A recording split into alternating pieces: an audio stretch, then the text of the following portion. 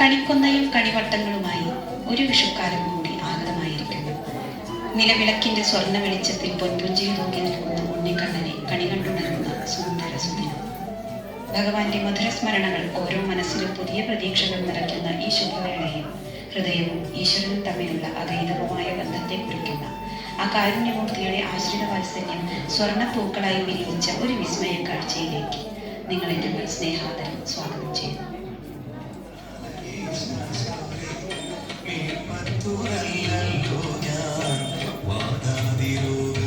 ഉണ്ണി അമ്പലത്തിൽ പോയിട്ട് എന്താ പ്രാർത്ഥിക്കുക?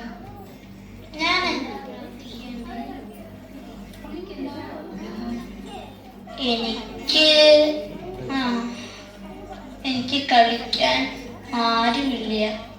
കൂടെ കളിക്കാൻ ഒരു ചങ്ങാതി ഉണ്ടായിരുന്നെങ്കിൽ. അപ്പൊ പിന്നെ എന്റെ മോൻ അത് തന്നെ ഗുരുവായൂരപ്പനോട് പ്രാർത്ഥിക്കൂ. ഉണ്ണി വിളിച്ചാൽ ഭഗവാൻ തന്നെ വരും ഉണ്ണിയുടെ കൂടെ കളിക്കാനായിട്ട്. സത്യമാണ് അണ്ണാ, എന്റെ കൂടെ കളിക്കാൻ വരാണോ? അമ്മ പറയണോ ഞാൻ വിളിച്ചാൽ ഭഗവാൻ വരുന്നു? ഒന്ന് വരൂ കണ്ണാ.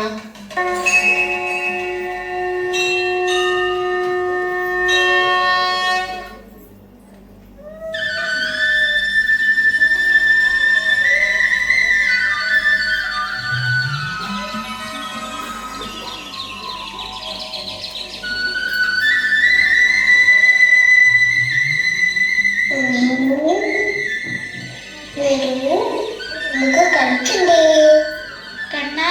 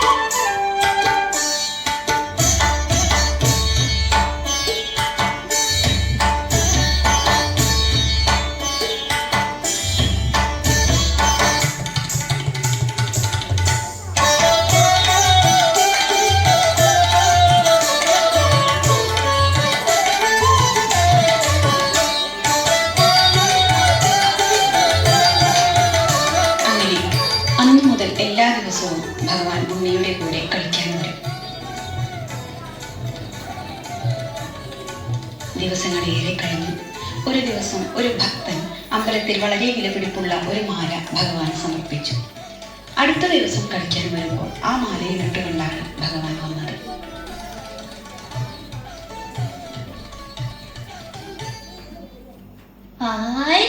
എന്ത് ഭംഗിയായി മാല കാണാൻ. അയ്യോ വേണ്ട കണ്ണാ.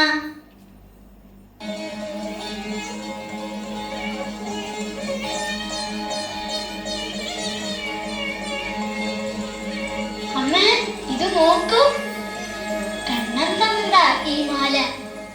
കണ്ണൻ മാല തന്നോ? എന്താ ഉണ്ണി നീ പറയണേ? സത്യമാണ് അമ്മ, ഈ മാല കണ്ണൻ തന്നതാ. ഉണ്ണി വരും.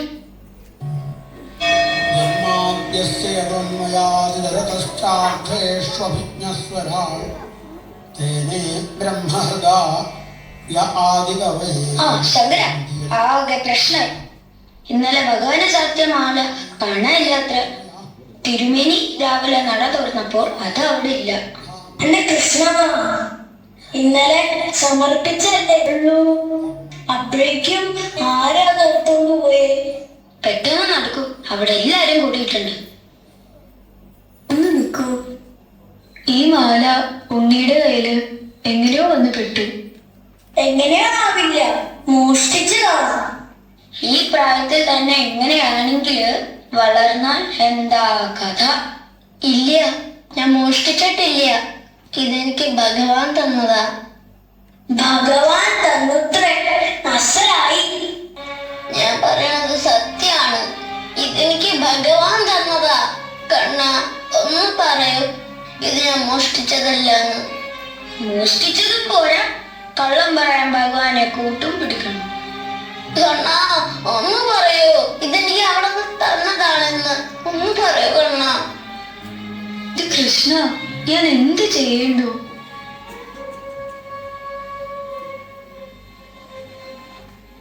കണ്ണാ, ഇത് ഞാൻ മോഷ്ടിച്ചതല്ലെന്ന് ഒരു വാക്ക് നീ പറഞ്ഞില്ലല്ലോ.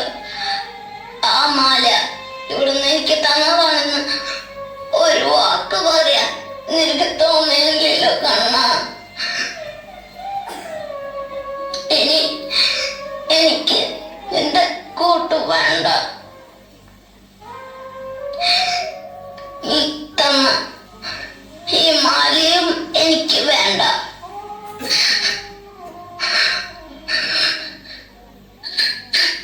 ആ മാല ചെന്നു വീണത് അവിടെ നിന്നിരുന്ന ഒരു കൊന്ന മരത്തിലാണ്. അടുത്ത നിമിഷം ആ മരം മുഴുവൻ സ്വർണ്ണപ്പൂക്കൾ കൊണ്ടു നിറഞ്ഞു. ഇത് എന്റെ ഭക്തന് ഞാൻ നൽകിയ നിയോഗമാണ്. ഈ മാല ഉണ്ണി മോഷ്ടിച്ചതല്ല, ഞാൻ കൊടുത്തതാണ്. ഇനി മുതൽ കണി ഒരുക്കുമ്പോൾ ഈ പൂക്കൾ കൊണ്ട് അലങ്കരിക്കണം.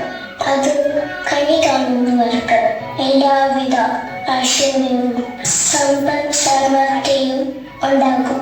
ഈ പൂക്കൾ കണി കാണുന്നവർക്ക് ദുഷ്കീർത്തിയും കേൾക്കേണ്ടി വരില്ല.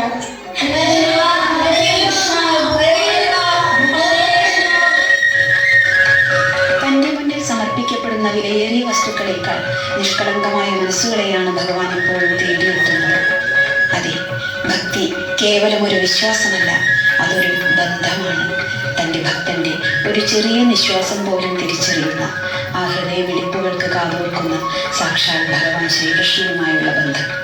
ആ വാത്സല്യമൂർത്തിയുടെ അനുഗ്രഹം നിങ്ങളിലും ഞങ്ങളിലും എല്ലാവരിലും എപ്പോഴും ഉണ്ടായിരിക്കട്ടെ എന്ന പ്രാർത്ഥനയോടെ ഏവർക്കും ഹൃദയം നിറഞ്ഞ